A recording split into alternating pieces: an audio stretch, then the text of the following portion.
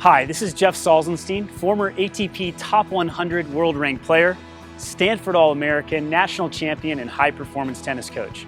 Today I'm going to show you the 4 deadly mistakes that almost all players make on their return of serves at various times when they play. And there's a high probability you're making these critical errors on your return as well. What's worse is that there's a very good chance you don't know how to fix your return of serve problems. I don't want you to feel bad that you might be making these deadly mistakes, because even the top pros are guilty of these mishaps from time to time as well. Fortunately for you, I have the real life solutions to help you, and I'm just about to show you the way you can transform your return of serve. When you apply my cutting edge serve return tips and strategies, you'll discover how to fix your flaws once and for all. There's no doubt in my mind that you can finally turn your service return into a real weapon. Wouldn't you like to quickly and easily fix your serve return problems and turn the tables on your opponents by breaking their serves at will? The reality is that many coaches and players overlook the importance of being proactive rather than reactive on the return of serve. And practicing the right concepts will allow you to gain a distinct advantage over your opponents as you break their serves down. My mission is to help as many players as possible feel better about their return of serves as well as their overall tennis games. Let's get you improving right away by discovering what deadly mistakes you're probably making and give you the real-world solutions that will help you go to the next level with your return of serve. Now let's get into the 4 deadly mistakes that you're probably making on your return of serve. And of course, I'm going to give you the solutions that are going to take you to the next level. Now, the first deadly mistake that you're probably making is that you're getting too jammed on your return of serve. So what's happening is you're actually getting too close to the ball, you're turning sideways, and the ball is playing you. And we want to change all of that and give you the opportunity to move the right way and to set up correctly so that you can handle those returns that come into your body.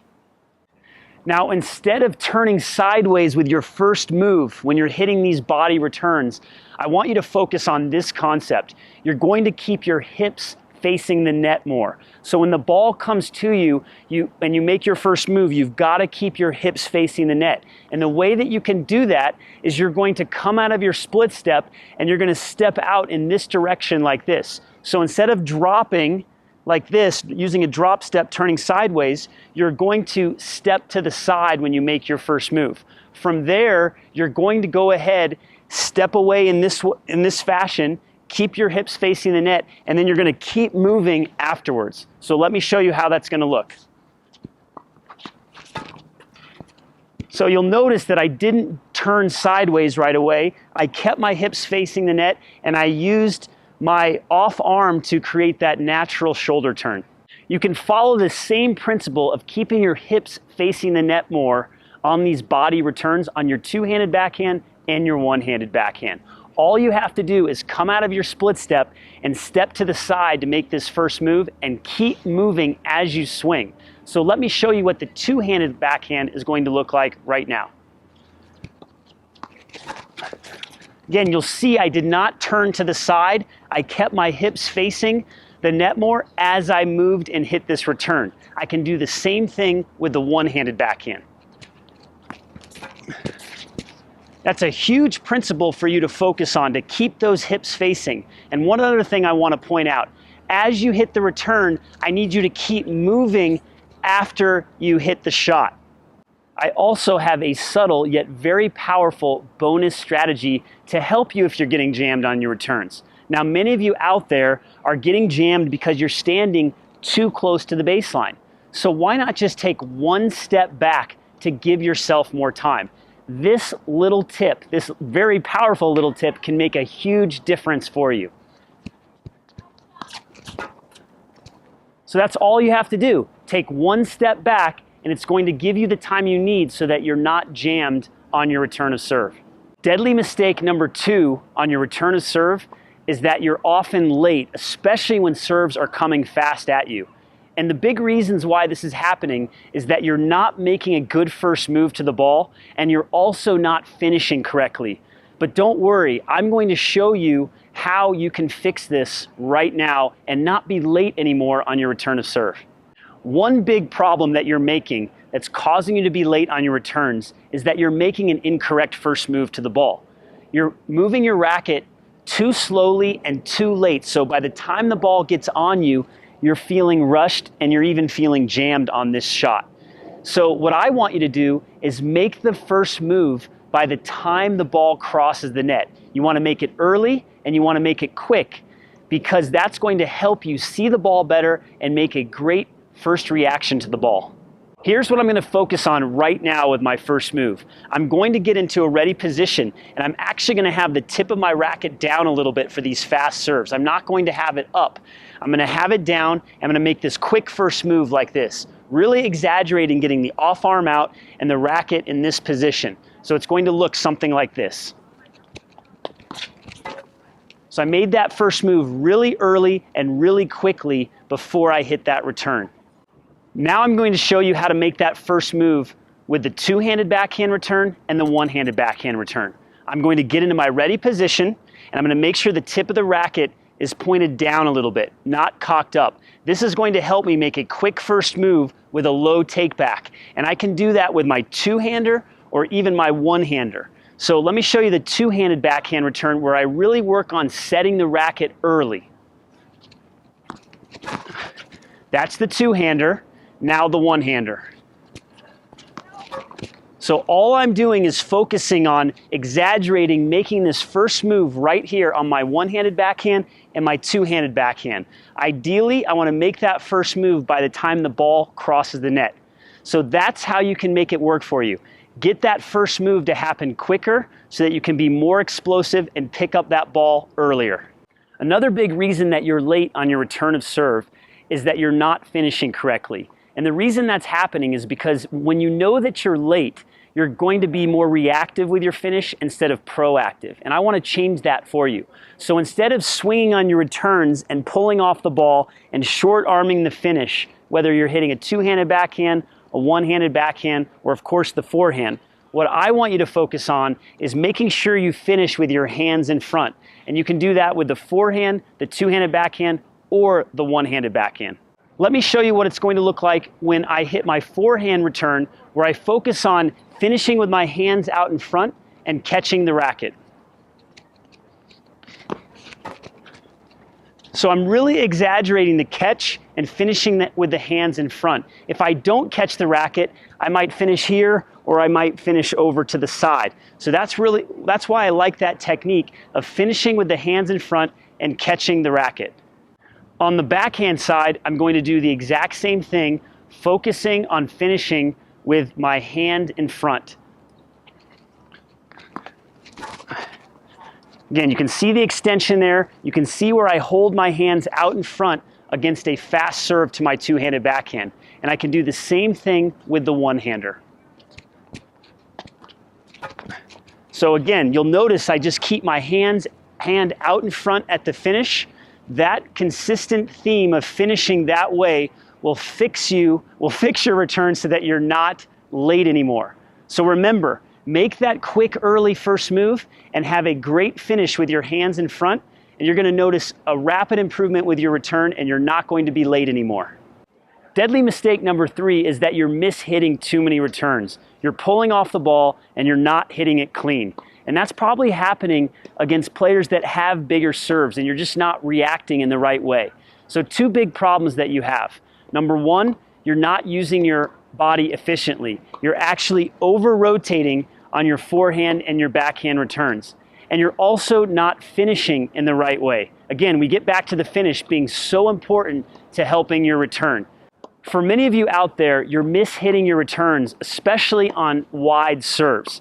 So what's happening a lot of the time is when you go to swing, you're actually rotating into the ball like this. And that's causing you to mishit. And you're doing this on the forehand and the backhand. Instead, what I want you to do is when you move out for this ball, I need you to keep your body more stable and more sideways like this. So even after you finish the swing, you're still going to be in this position. You're not going to over-rotate into the shot. So let me go ahead and demonstrate on the forehand side right now. You'll see when I hit that return and I finished, I kept my body stable. I stayed right here. I kept my head at contact. I kept my body back. What I mean by body back is I didn't rotate forward into the hit. Now, of course, you're going to square up afterwards, but you need to get this part down so that you can get hit the ball cleanly and stop mishitting the ball. So let's go over to the backhand side right now. On the two-handed backhand, instead of going out for this return and leaning into it and rotating your shoulders into the hit, which is going to cause mishits, you're actually going to keep your body more to the side. So even when you're done, you should be facing in this direction right here. Now let me show the two-handed backhand return where I focus on rotating less, keeping my body more stable. So you can see when I hit that return, I didn't try to rotate into it. I kept my body more to the side and I focused on keeping my head at contact. I can do the exact same thing on the one-handed backhand return as well. Again, notice how when I finished, I kept my chest facing to the side more. I didn't hit it and rotate towards the net. So focus on that concept, and that's going to really clean up your returns. You're going to be hitting those shots a lot better. Another big problem that you may be experiencing, causing you to mishit too many returns, is that you're actually bringing your racket down too fast after you finish your swing. So it looks something like this. You hit the return, and then you bring the racket down right away. And maybe you're out wide on a return, and you panic, and you just drop your racket down. That's why I like teaching players like yourself to hold the finish. You really want to exaggerate that because it's going to clean up contact. So this is what it's going to look like on the forehand side. I hold as I recover. So like I said before, instead of swinging and bringing the racket down really fast, which is actually causing you to mishit, you're taking care of the details by finishing right here and then recovering back to the middle. Now this can work the same exact way on the backhand side, on your two-hander, or if you have a one-handed backhand return. So I'm gonna get in position and I'm gonna focus on holding my finish, whether I stop here or whether I go over the shoulder, and I'm gonna hold it a little bit longer, usually until the ball crosses the net. So you can see I just kept my hands in place, kept my finish in place when I finished the return, and that's going to help you get a cleaner hit on the ball. Now let's look at how I hold the finish on the one-handed backhand return. Just keeping that racket up longer can make all the difference in your return of serve. So you're going to solve those mishits by rotating less on your return and by holding the finish. Those two tips are going to be difference makers for you. Deadly mistake number 4 is that you're not aiming the right way. In fact, there's a good chance that your aim actually stinks. Yes, I'm sorry to break it to you, but as a coach for several years, when I've asked players where they're aiming on the return of serve, oftentimes they tell me they're just trying to get the ball in. Well, getting the ball in is not good enough for me. You've got to have much more clarity and you've got to be much more specific with your targets. Let me put it to you another way. If you're going to play darts and you're going to throw the darts at the dartboard, where would you aim? You would aim for the bullseye, right? You must have a bullseye when it comes to your targets with your return of serve. If you don't have a clear, specific target and you're just focusing on getting your returns in, there's a good chance the ball's just going to lay in somewhere around the service line. So you've got to get very specific. And one place that I would like you to start aiming and get very specific before the point starts is deep down the middle. Now I've set up 2 target areas here, one right here and one right here, that allows you to aim deep down the middle. And so even if it goes to the forehand or the backhand, you're focusing on getting that depth and getting that ball to be returned down the middle of the court. Many servers actually struggle with that deep ball coming at them down the middle. So this is a huge target area for you to focus on a consistent basis. Sometimes hitting your returns deep down the middle is not good enough. As you play better players, you might have to really hone in on what their weaker side is. Now, the way this is going to work is instead of just hitting the ball deep down the middle, I want you to hit the ball deep down the middle to your opponent's weaker side. So if you know that your opponent has a weaker backhand, let's say a two-handed backhand, when they come out of the serve, you want to do everything you can to get the ball deep to their backhand side. I experienced this firsthand as a pro, knowing that sometimes I would return deep to a player's stronger forehand and they could dictate from that first shot. You want to be able to take control of the point as soon as possible, and the way to do it is to return the ball very deep and get it to your opponent's weaker side. Now, for some of you out there, hitting your returns deep or even getting your returns deep to your opponent's weaker side is a huge challenge. So let's back it up and let's give you some great tips that can help you feel confident right away on your returns. Now, one of the biggest mistakes you're probably making is you're actually hitting too many returns in the net, or you're just hitting the ball too short. But I've got some really unique strategies that are going to help you fix that problem and start hitting your best returns ever. So here's how you're going to start hitting your returns a lot deeper if you're pulling off the ball, if you're tight, and even missing too many returns in the net.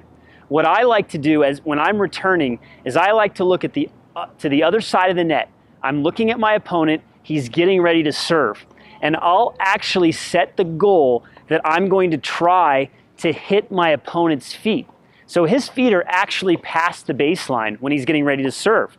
So if I'm aiming past the baseline, that gives me a better chance to hit through the ball and to get more depth. If that's not enough, I might even pick a spot on his head to hit to. Now, I'm not going to go head hunting because I know that I've got enough spin on my returns to drop the ball into the court. But I literally need to look at his head and do my best at swinging out towards that target and trust that the topspin is going to bring the ball into the net. Even if I'm hitting returns long for a while, that's a different mistake than hitting the ball short and getting punished, or even hitting the ball in the net and losing the point altogether. Now, if that's not enough, I'll actually pick a spot on the fence behind the server, and I'll look at that spot and try to hit the return right at that spot. Again, trusting that my natural swing and the topspin is going to bring the ball into the court. In fact, I actually used this tactic to help me win a challenger back in Champaign, Illinois back in the day. I was so nervous, I was pulling off the ball and hitting short, and I would look on the back tarp and locate a spot on that back tarp, and just my only goal was to hit it there. So doing things like this when you're on the court can take you out of your focus of winning and get you focusing on aiming correctly and actually exaggerating your aim to have the success that you're looking for on your returns. So, are you making any of the 4 deadly return of serve mistakes I just pointed out? You probably are, but that's okay. Why is it okay? Because even if you've been making these errors time and time again, you now have tangible, real-world solutions that you can implement each time you step on the court. Now you can feel instant success when you apply my tips and strategies on your return of serve. Instead of following outdated traditional tennis tips that just don't work, you can follow my return of serve methods to gain more confidence and break serve more often, even when playing against big servers. These are very powerful strategies you simply aren't going to get anywhere else from any other coaches. Now, if you got a lot of value out of this 4 deadly mistakes lesson, then you'll appreciate what I have in store for you in the next return of serve video that will be released very soon. In that video, you're going to learn my best black box strategies to help you get the edge against your opponents, even if they're serving really well. You're going to discover some super ninja tricks on how to get inside your opponent's head when they're serving, and it's all within the rules, so you won't be accused of any sketchy gamesmanship. This is high-level information you can't get anywhere else. Now, before you go today, I would love for you to share this video lesson on Facebook and Twitter so others can experience the power of this lesson. I would also love it if you could leave a comment about what you thought of this video and the return mistakes you've been making that you know will be fixed once and for all. I really appreciate your support and want more players and coaches to get access to this valuable cutting-edge serve return lesson. Thanks for your time today, and I look forward to seeing you at the next video.